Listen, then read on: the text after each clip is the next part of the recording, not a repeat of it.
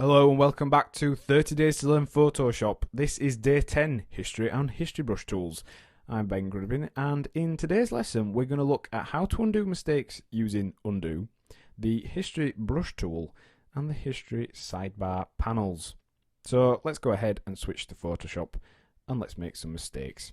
So we're going to go into this website design, and let's say we want to make a new layer.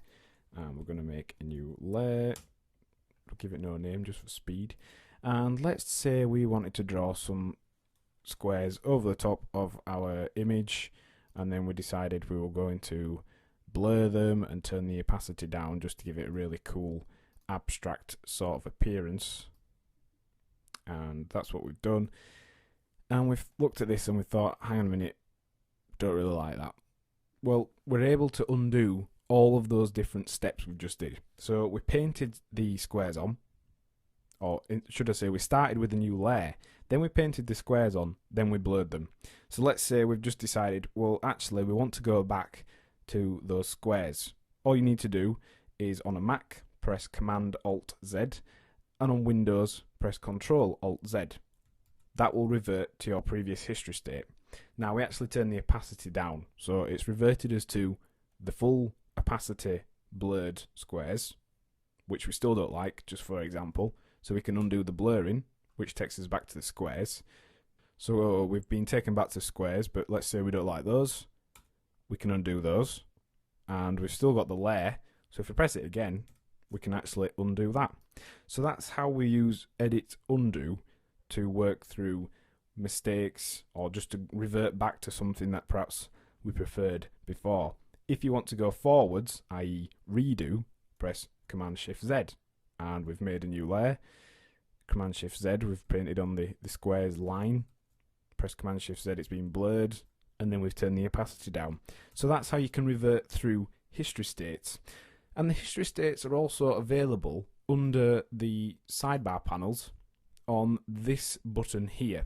So it's above the Actions panel in this smaller subsection, unless you actually pop it into your right hand sidebar, and it will save, I believe it's between 10 or 15. You can actually change the number that you actually are able to revert back to, and once you get to a certain point, because you'll have done so much, rather than slow down your machine, the designers of Photoshop decided to cut it off. So let's say you have 15 reverse states. You can still always go back to the original 101 PSD, which is our original file here. So let's show you that. In order to change to where we open the file, well, that would be clicking on that one. That's how it was when we opened the file. But then also we clicked on New Layer. So that's actually making a layer, if you notice there. If we go to the top, we've got Group 9 as our top layer. But if we hit New Layer, it's actually taking us back to when we made that layer. Then if we hit Brush Tool, it's painting in those lines again. Gaussian Blur is blurring those lines back out, and then changing the opacity reverses the opacity change we did. So that's quite handy to be able to do that. Now we're going to go to a picture now, just to show you something else we can use if we're making mistakes and we're able to reverse between them and such. This is a photograph. And if we just go ahead and quickly add a filter to it, this will allow us to be able to show you a nice contrast between the two. So we've just added a lot of noise to this image. Let's do it again, just so we've got a bit more contrast.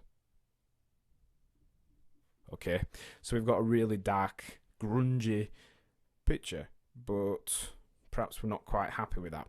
Rather than just flicking between history states, Photoshop actually allows you to customize and kind of paint out and paint in areas of your original photograph. So to do that, we need to use the history brush, which is accessed by pressing Y. And if you've watched the brush lesson, the previous lesson, we'll actually be able to incorporate some of those ideas into this lesson as well. So this is the brush panel. And the History Brush Tool actually makes use of all the brushes that you have on the machine. They run across the clone stamp tool lots of other tools as well. So it allows you to not only just revert back to the original image, but we can actually revert back in certain shapes as well. So let's just show you that now, just so you can see. The History Brush tool will actually remove this effect that we've added, and we'll go back to the original image. So that is the original image as it was when we opened it. As you can see, it's taking us back to essentially that, but it's painting out that area. Now that is kind of handy, but you can also reduce the opacity and the hardness of your History Brush tool, so you can actually fade in areas and soften it up. And this might help you to start seeing why this tool is used, because you can create really cool dynamic effects very easily and very simply just by using a combination of the brush tool, the History Brush tool, the original state, and painting out the areas we want to highlight here, for example.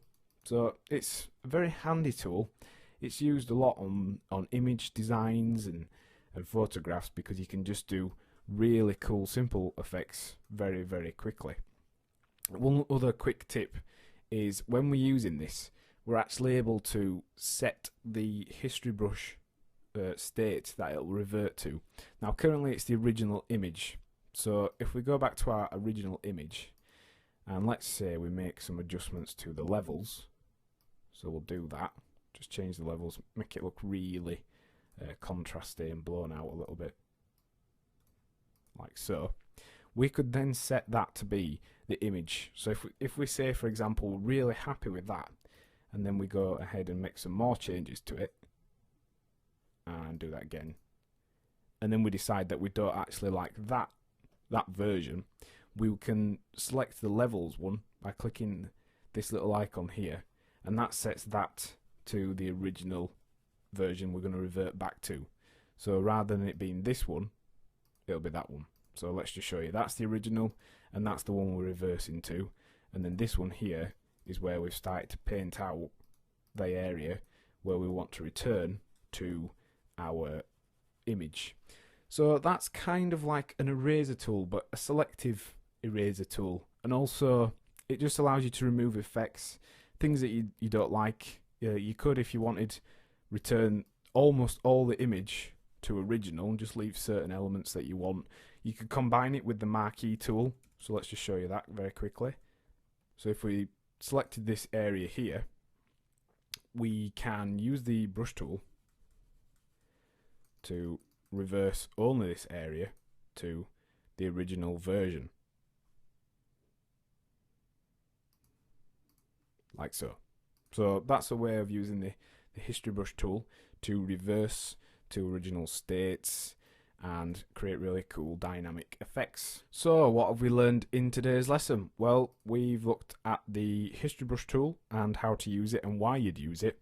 We've also considered how to undo and redo actions, and then we looked at using the history panel to revert back to states of changes. And your task for this lesson is to practice undoing your previous action using the history panel and returning a section of your work to its original state.